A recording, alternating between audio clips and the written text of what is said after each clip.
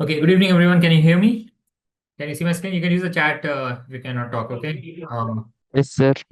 Okay, great. Fine, let's get going, okay? So, good evening, everyone. So, today, I'm Vijender, and today we'll talk about MLOps for LLM products, okay? So, LLM products, again, is again applications developed using LLMs, okay? And today we will, what we learn today is what is MLOps and why it matters for LLM applications. Okay, so what are the key components of an LLM deployment pipeline and monitoring and maintaining the LLM products in production. Okay, we'll also kind of see a hands-on for a simple LLM application with monitoring. Okay, so that's what we'll cover today. So what is the purpose of MLOps? Okay, so typically, again, I think in the past few days we have been discussing about models, some ML models, and all that. So some agentic AI applications also. So now that suppose you trained your ML model, machine learning model, and you've tested its inference capabilities, right? Inference is when you run the ML model, right?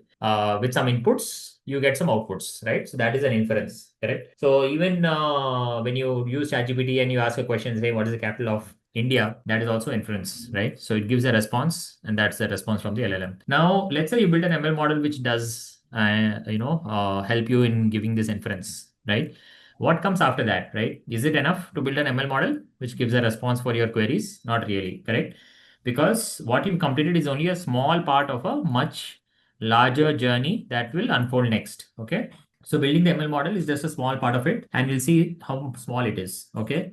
If you have to make it available for everyone in the world to consume, right? Like for example, ChatGPT is available for everyone to consume in the world, correct?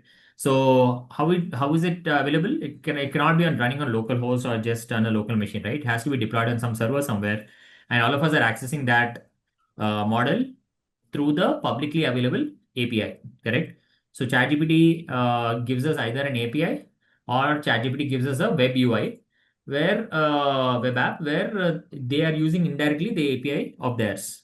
Okay. So if you plan to deploy the model in real world applications, there are many additional steps to consider. This is where MLOps becomes essential, helping you transition from model development to a production ready system. Okay, so MLOps will help you to transition from model development to a production ready system. Okay, so because ultimately you need your model to work in production for everyone to access, right? So what is the high level purpose? Okay, again, this is more like definition is about integrating ML models in real world systems. Okay, it's where machine learning meets software engineering, DevOps, and data engineering. So earlier we used to have DevOps, correct? I think all of us know about DevOps. Most of us might have heard of DevOps.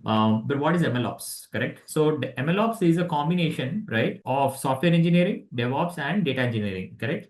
So why do we need all these, right? So we need all these because machine learning as such is not only about writing a standalone application and deploying it, correct? It is also about the software engineering part of it, which is written in Python. It's about taking the data. It's about building a model. It's about deploying the model, right? That's where DevOps comes in, right? And it's also about the data engineering part where we are pulling data from various sources, right?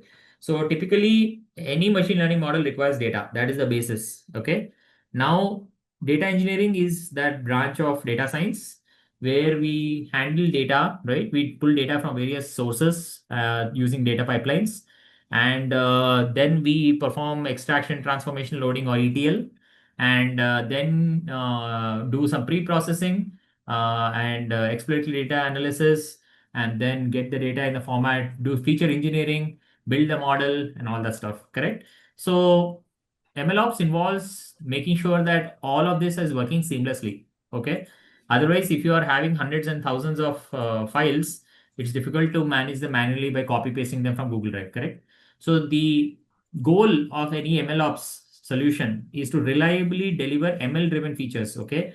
What are some ML driven features like recommendation engines, fraud detectors, voice assistants, etc.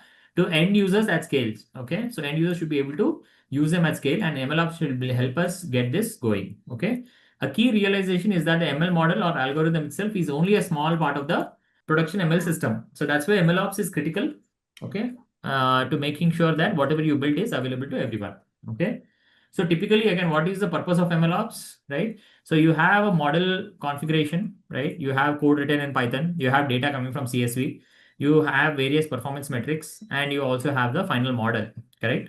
So MLOps is going to make sure that all of these are integrated and working together in a seamless manner to help us build solutions which can be deployed and made accessible to our users at scale.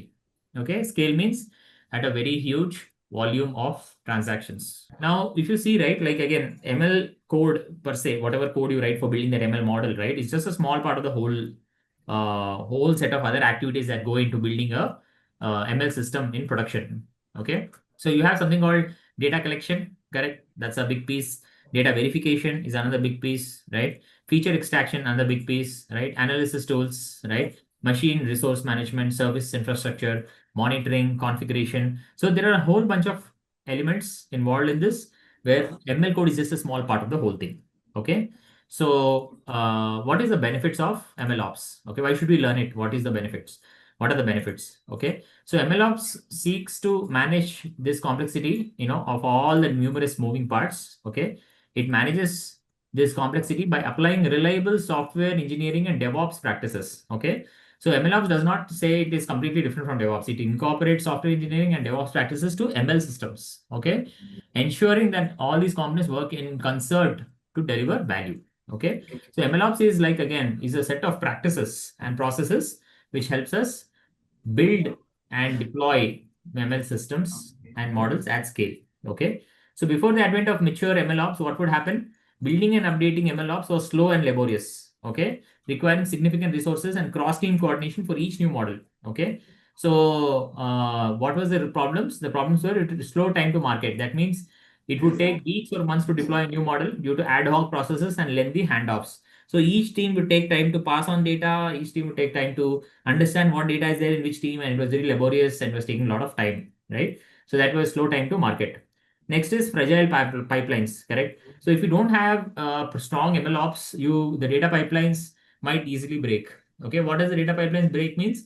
Suppose there's an error somewhere, correct, in the data pipeline. What is the data pipeline? For example, suppose you're building a application which is a stock price predictor, right? Now, that the continuous input is from some various APIs or some various databases, you're getting the data.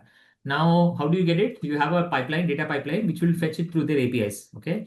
Now, suppose there is some exception, whatever exception it is, and the data pipeline got broken, right? So if you don't have a fault tolerance built in, like you don't have the ability to have an alert mechanism or something like that, it will be like that only, and your model keeps getting the wrong data and your predictions all go wrong. So that's why it's important to have that strong data pipeline where even if it gets broken, it either has a retry mechanism or it has an alert mechanism, right? In either case, it ensures that whatever purpose it is there for is served and the data keeps moving properly. So that's why MLOps brings in that element of surety that every moving part in the entire system is working properly.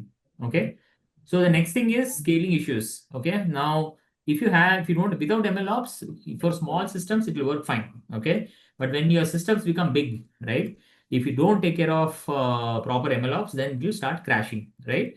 So typically, I don't know how many of you are able to were using Claude. Earlier, if you see Claude used to say that, there is some unexpected error, right? Nowadays, it doesn't come, but it used to come like a few months ago, very frequently, saying that this is exceeded the number of concurrent connections, or some kind of errors used to keep coming, but they never come in ChatGPT, right? Because ChatGPT has very solid processes. Of course, now Claude has become very big company. Now they have taken care of all that, but it all comes down due to having scalability and other aspects of caching and all the other things which should be built in. Now, effective ML addresses this issue. MLOps addresses these risks by establishing processes to continuously monitor, evaluate, and improve models after deployment. So it is not just about deployment, but it is also about monitoring, evaluating, and improving the models after deployment. That is extremely important because that is how we make sure that the model is continuously giving us the best results. Okay.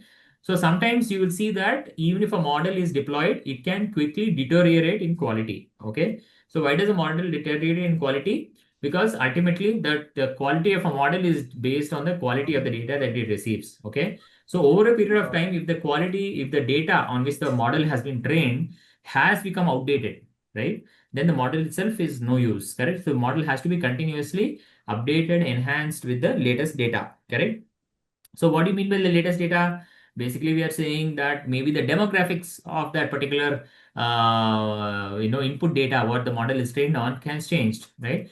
Demographics can be age, gender, and all that, right? So if that is changing, then the model needs to be updated and trained again and tested, validated, and then again deployed, correct? So all of this should happen again smoothly and seamlessly without the users getting interrupted. So the whole operations, right, is are taken care of by MLOps. Okay, so that's why it's important. Now, sorry, any question?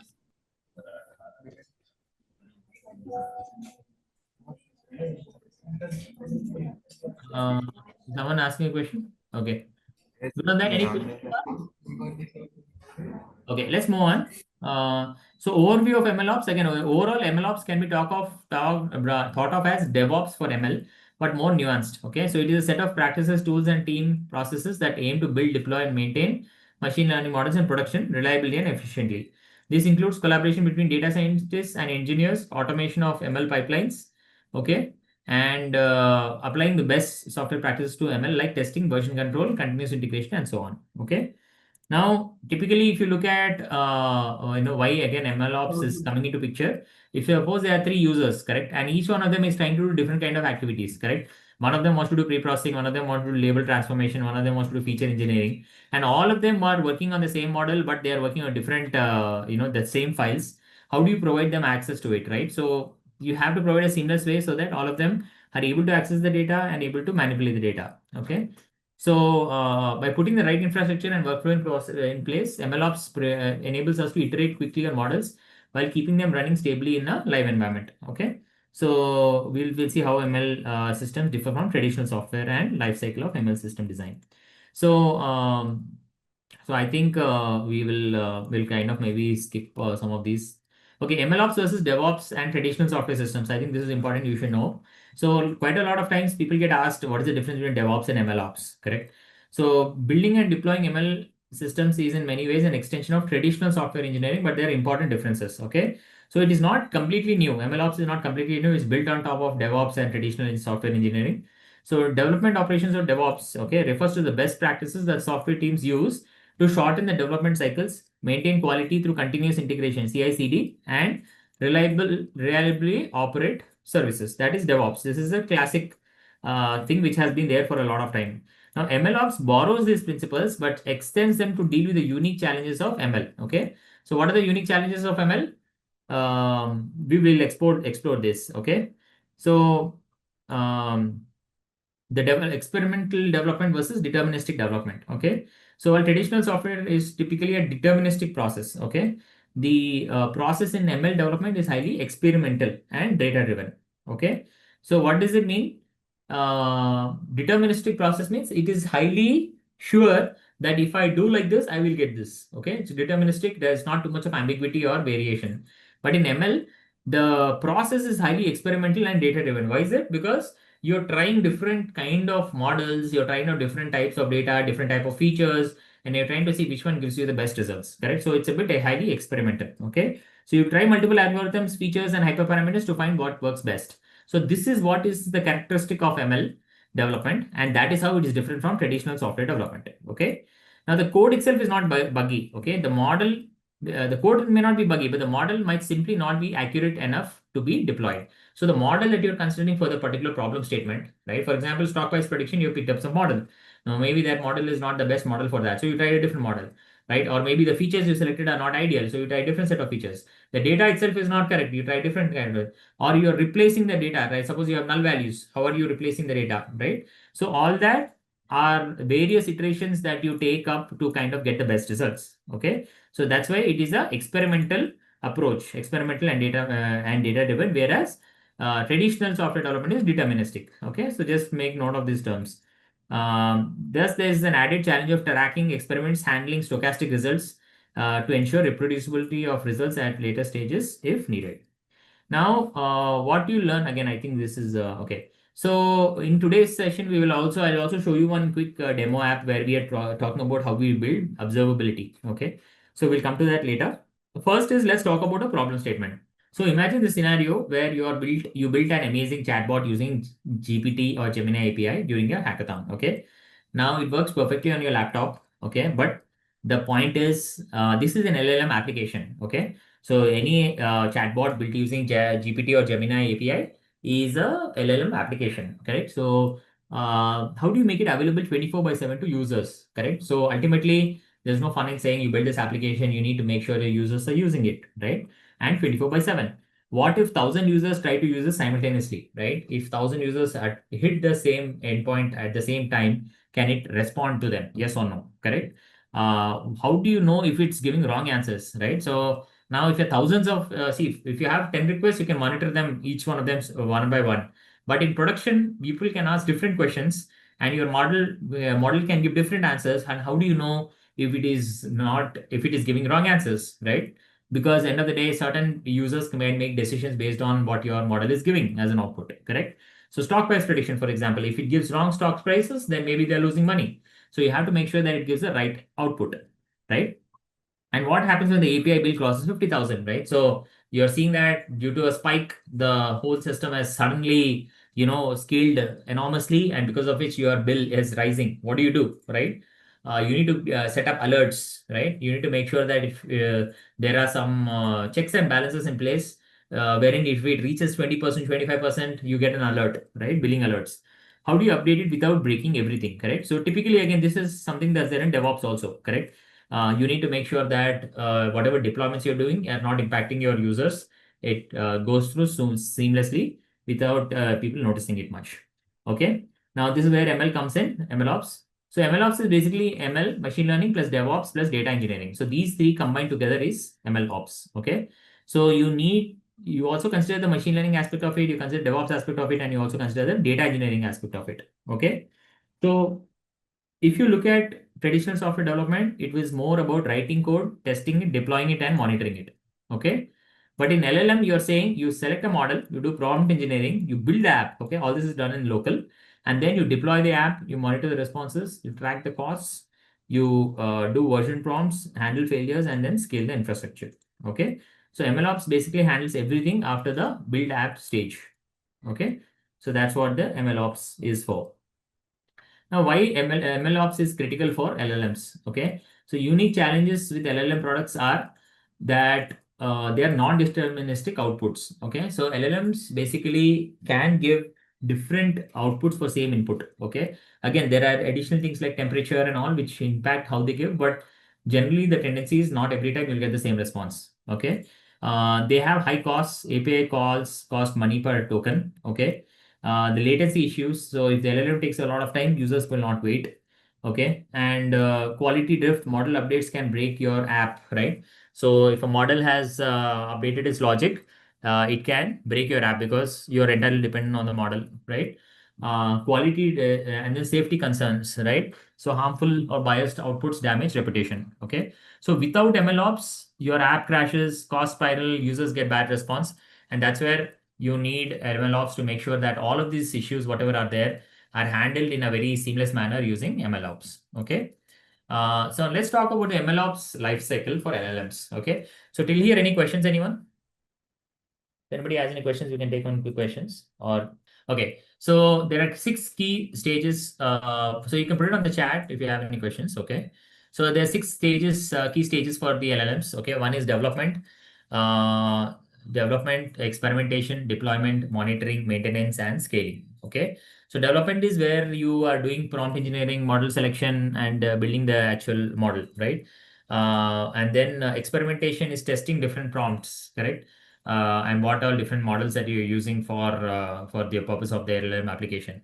Deployment is where you are saying, okay, I already done. I have experimented. I've checked the inference. Everything is looking great, working fine in the local. Now I want to make it available for everybody. That's deployment. Monitoring is, okay, once you made it live for everyone, you have to monitor it continuously to make sure that you're tracking the performance. That means how fast is the responses, what are the costs, are there any errors, right? So you have all these monitoring aspects. So you have various monitoring tools. Okay. So some of the monitoring tools you have like Prometheus, and you have generally again for software as such, Datadog, is one such application performance monitoring tools, like they're called observability tools, right? And again, you'll have observability in various stacks. So monitoring is also important. So maintenance is also important to make sure that if you want any changes in the model, it works smoothly. Okay. So you cannot build a model and just deploy it once. You want to be able to make sure that if the model requires an update, it goes through smoothly. So scaling is making sure that more users can be supported by the application. Okay.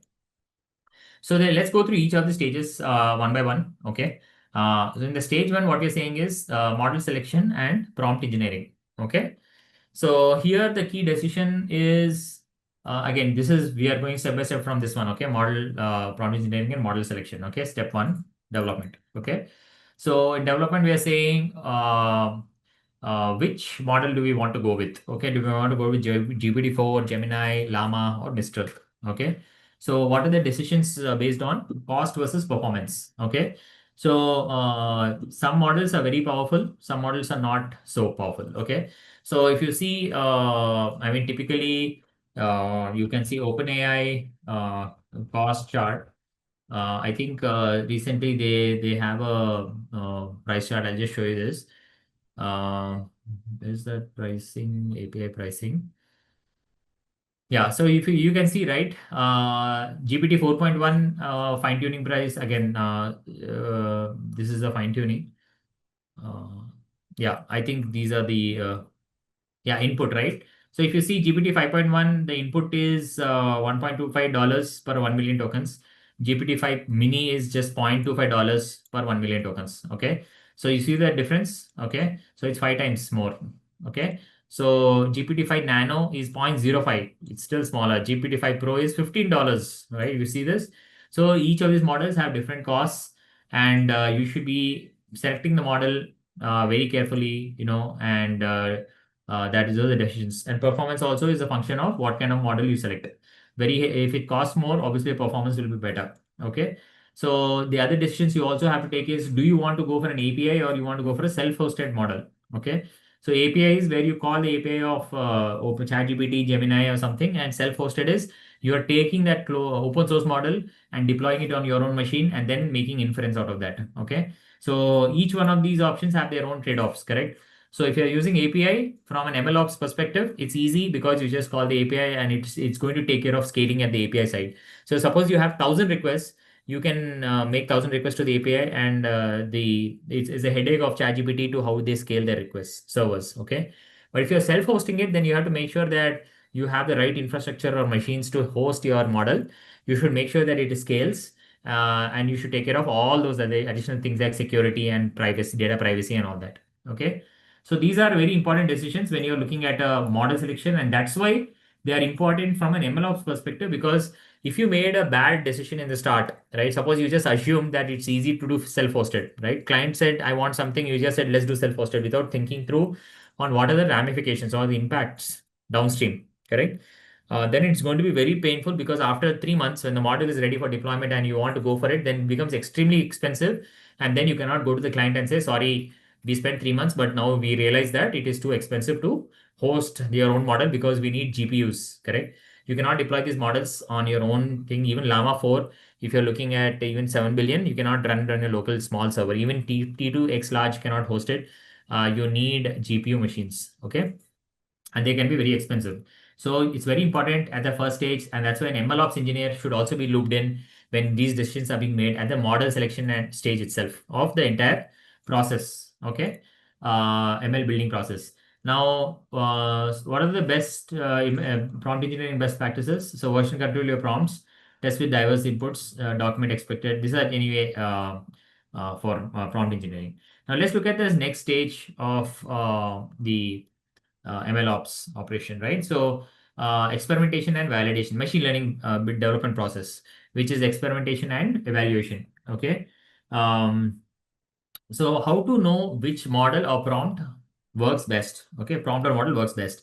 So we have certain metrics. Okay, so every time, suppose you want to evaluate if certain thing is working properly or not, you have some metrics. Okay, so what are the evaluation metrics for LLMs? Okay, so you have the response quality, which is either uh, evaluated on the basis. So which model do you pick? Correct. So now that you identify that you want to go for an on-prem API or on-prem, and you make those decisions, the next thing is you keep evaluating or experimenting or evaluating until you find out what is the best model and what is the best way to use it. So you have various evaluation metrics. Response quality is one thing, and you can measure it by using human evaluation, where humans evaluate it, or you can have LLM as a judge. LLM as a judge means basically you have another LLM which is evaluating this LLM in terms of how it's performing. Correct. So you provided various inputs or prompts in terms of what parameters it should evaluate, and it will tell you.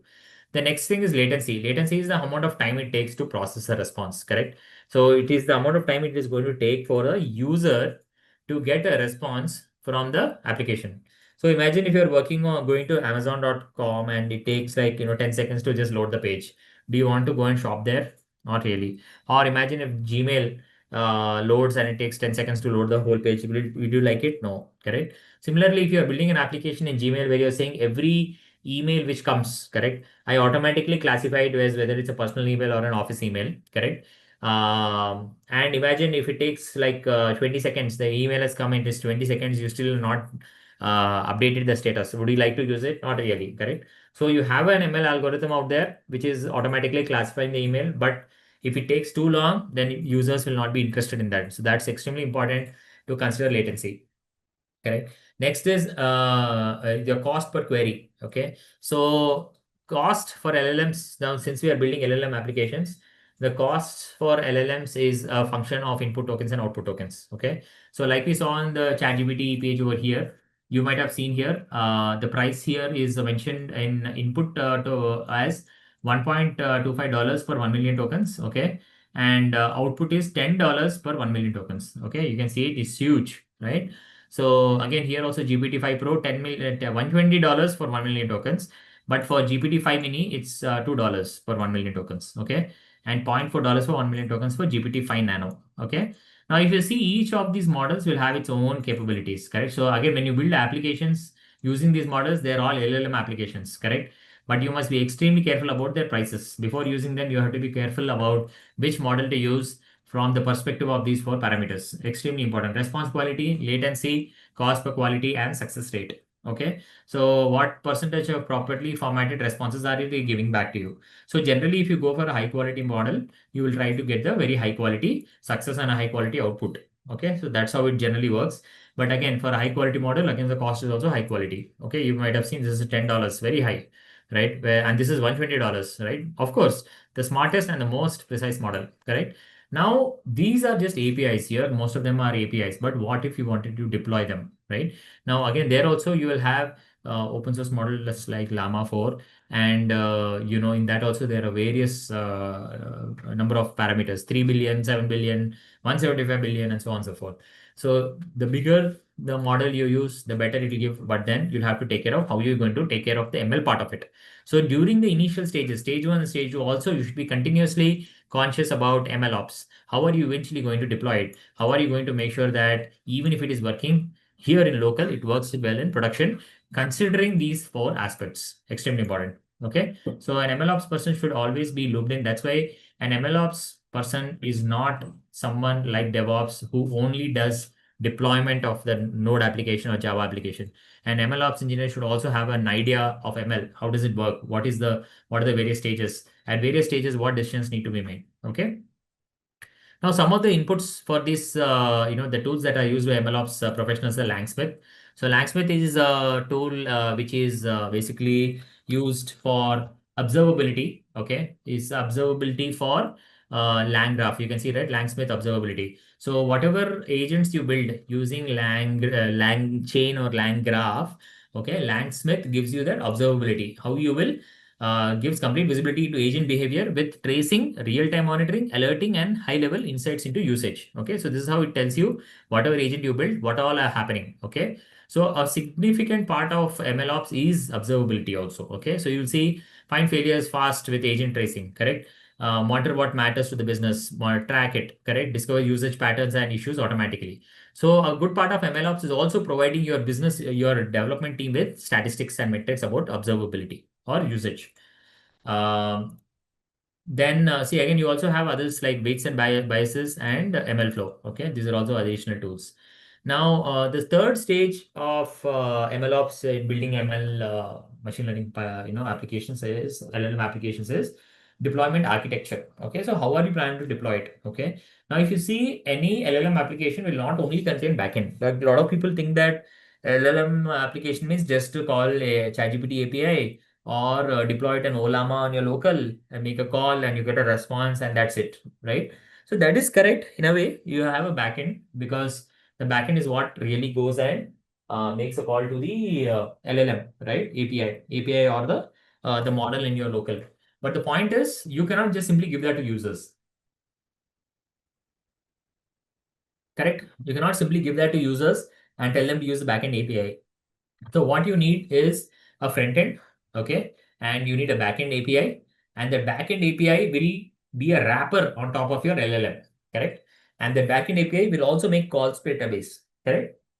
So typically you will have a three-tier architecture, correct? Three-tier architecture is client side, which is the React or Streamlit. Okay. React is written in Node and JavaScript.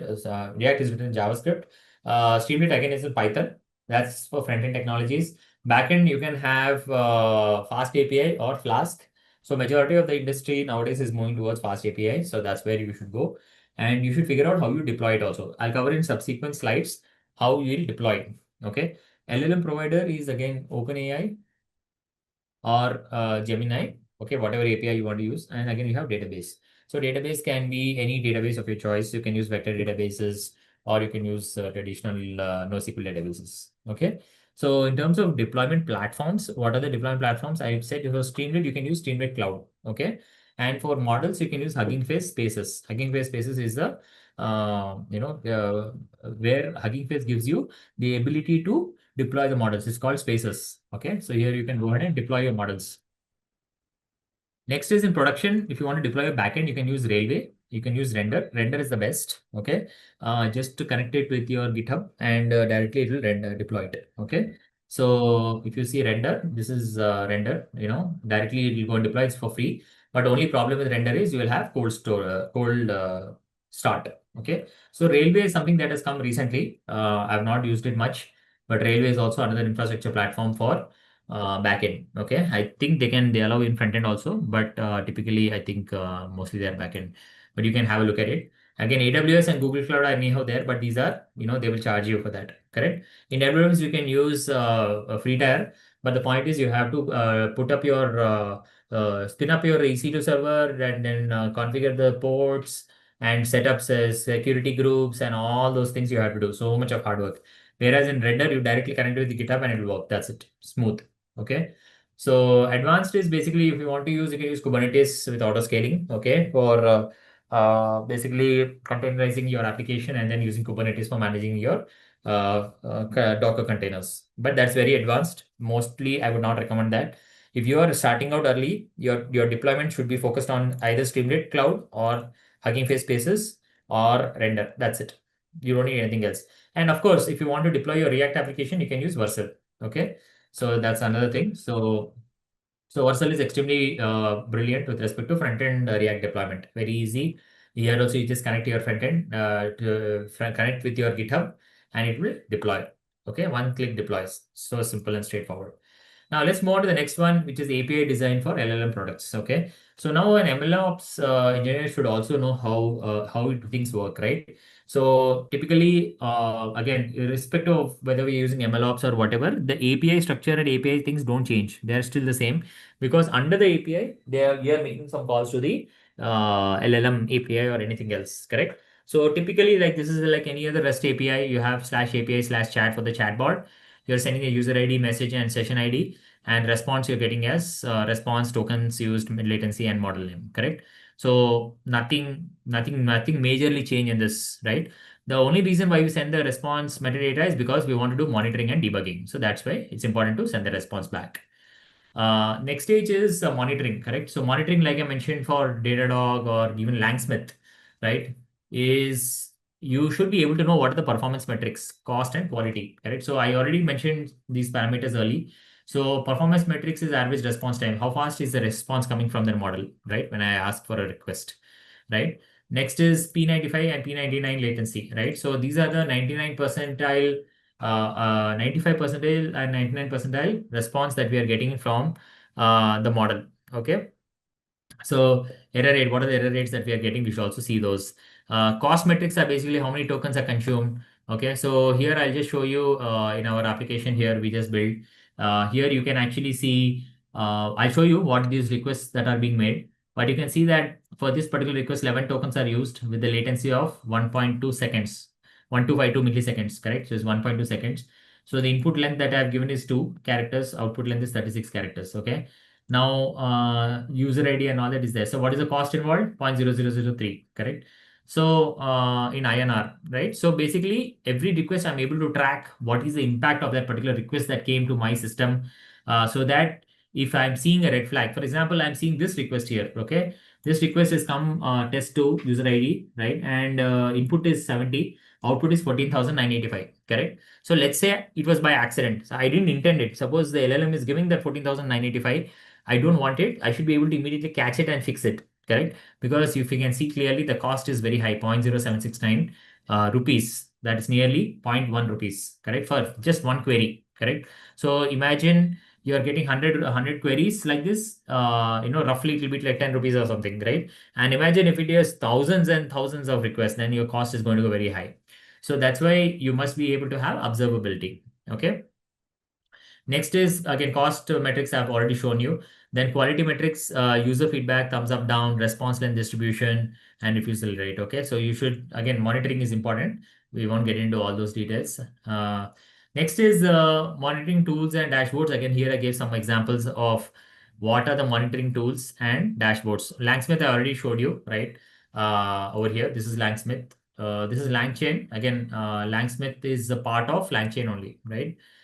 It's from them only. So LangChain is basically the framework for building agentic AI applications. LangGraph is also used for building the graph-based agentic AI applications. And Langsmith is observability for all the agentic AI applications built using that platform. So yeah.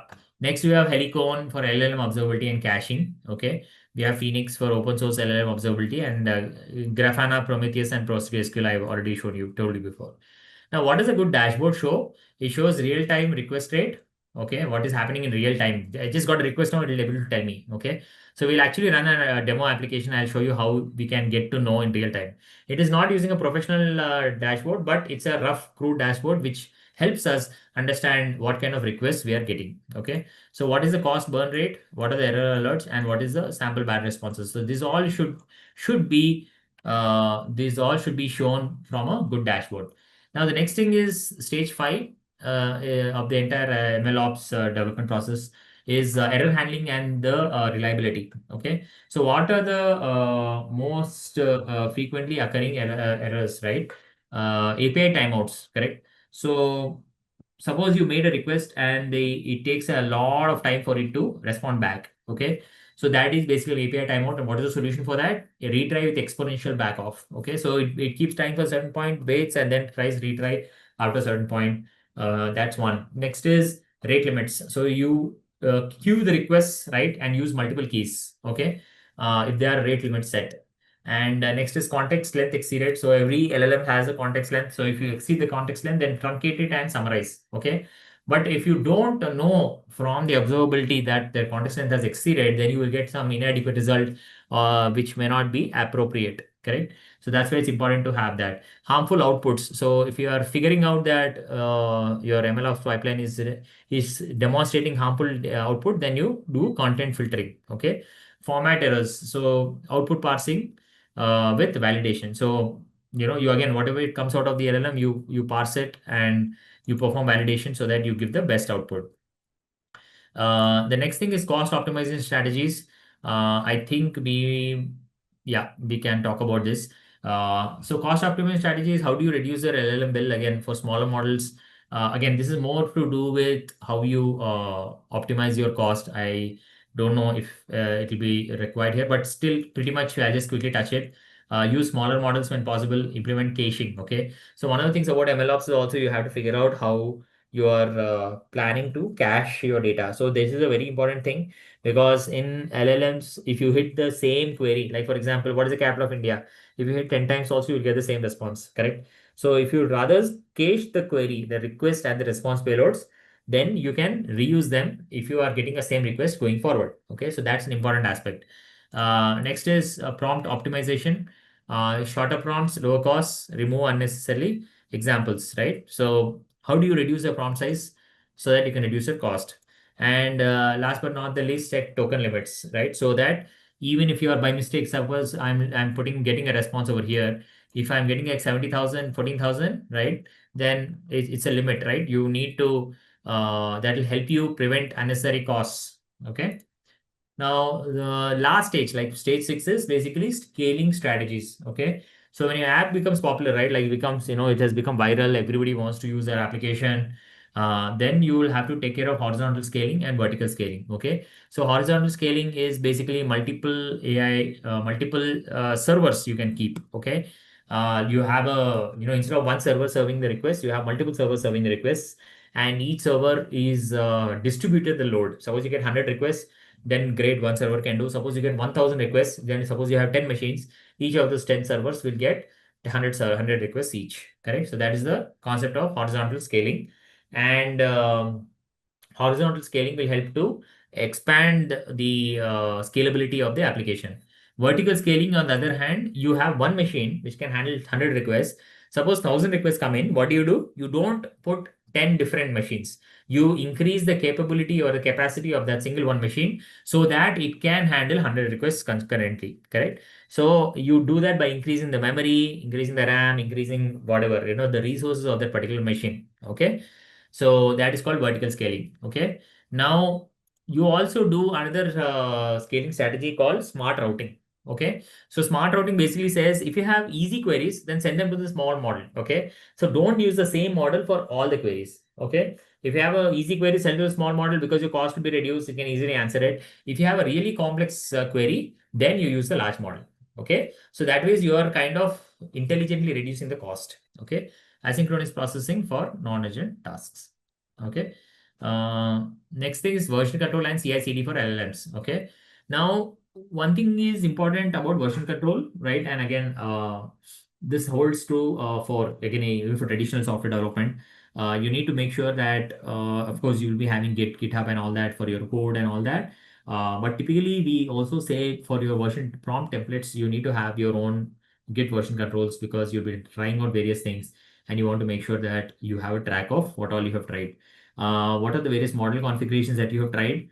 What are the evaluation data sets that you have tried? And what are the deployment scripts as well? So all of this, you should be putting it in version control so that you can manage it and access it later. Now, a simple CI/CD pipeline, right? Now, CI/CD pipeline stands for continuous integration and continuous deployment. Okay. So, what does it consist of? Typically, we push code to GitHub. Okay.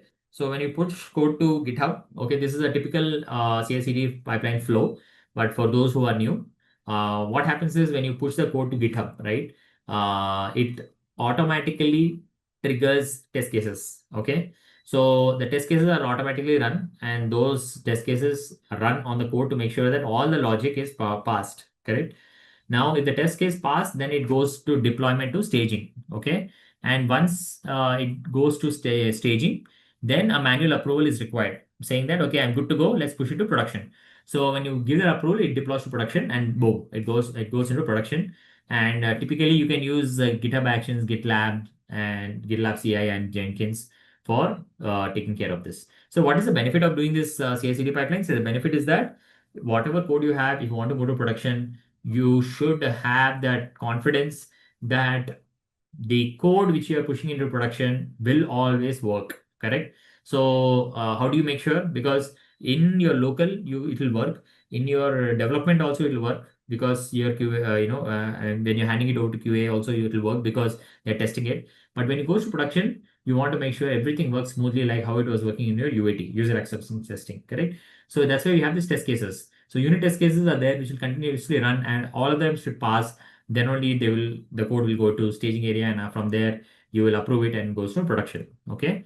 So because the number of code, sometimes the code that you write is very large. You have huge amounts of code, huge number of files. You cannot monitor all the files, and you have big teams, like, so you cannot manually review everything. So you should have these processes in place. Now, what are the safety and security and safety considerations? So some of the considerations you should take care as an MLOps engineering is how do you manage your API keys? Okay. So one of the things you should also tell, and part of your responsibility is to make sure you're using .env files. So typically, if you look at this is a .env file over here. Okay. Typically, sometimes what people do is they take this API key and put it in the code directly. Okay. .app.py. They directly put it in that. Okay. Or sometimes what they do is they push this .env also to the GitHub. Okay. So the moment you put it to GitHub, it will flag in the internet. It will completely flag and it will tell you that your key has been compromised. You'll get an email from GitHub automatically. Okay. So what is the solution? So you don't put the app.env completely. You just put enter your API code over here, something like that. Okay. And then you will create .env underscore template so that you can copy that into .env and then update your API key. Okay. So next is use environment variables. Always rotate the keys regularly. So even if you have any environment variables, rotate the keys. Okay. Now input validation. Of course, this is everybody knows. Sanitize user inputs and prevent prompt injection. Okay. Output filtering. Anyhow, we saw. Check for PII leakage. PII is personally identifiable information. Okay. Check for this PII data.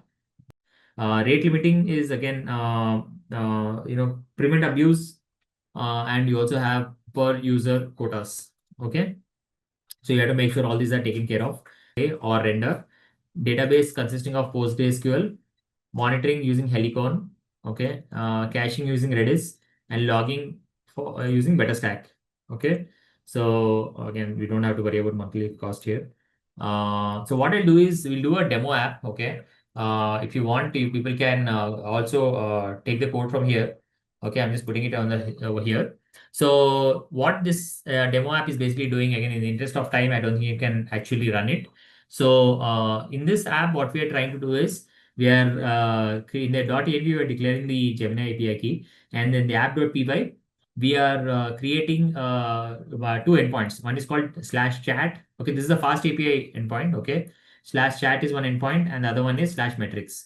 Okay, so /chat is taking a request, a user request of a chat, and it gives a response. Okay, so for example, if you see here, you can see that when I run this particular file, right, like a test underscore API. Test underscore API is going to consist of two requests which are going to /chat. Okay, so I'm making two local requests to /chat with a JSON payload, and I'm trying to get the response. Okay, one is a short request saying hi, and other one is a long request. Okay, so the short request of hi obviously is will get a short response, and the long request explain the architecture of a production ML system with all its components.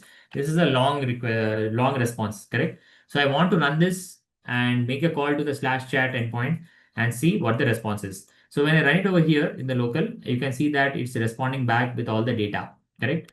So the short response says that, hi, and it gives the response immediately, and the long response gives a very long output. So typically when we run this in terms of observability, you can see that when I run this, right, the recent requests, if you can see, these are the last two recent requests that I have. So the input length is 2. When I said hi, the input is 2, correct? The output length is 36, right? It says hi, how are you, and whatever, right? And you see the 11 tokens are used. Okay, and the latency is 1.148 seconds. The cost is 0.0003 and 0003 INR. In case of the long request, the input is 70, output is 18,000. So it costs a lot more, 0.086 rupees.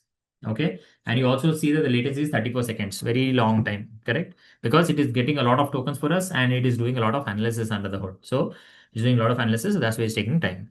So that is something about observability at a very basic level, correct?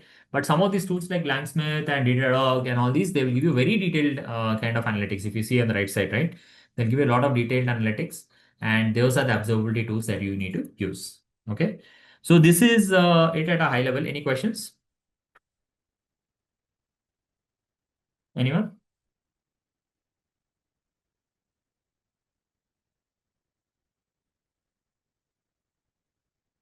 Okay. Okay. Thanks everyone. Thanks for joining. Did Data Valley team any questions? Yeah, PPT. I think I'll share it with the Data Valley team. Should I share it here or will you share it? You can share it here. Please share it with others. Maybe we'll just add some more points if needed and all for Okay. different projects. Okay. Sounds good. Thank So you. let me. I'll share it with the Data Valley team and they will share it with you, please. Okay. Navya? Yeah. Okay. Thank you. Once again, I'll just put a PPT will be shared by the Data Valley team. Yeah. With the participants. Okay. Thank you. Thanks everyone. Take care.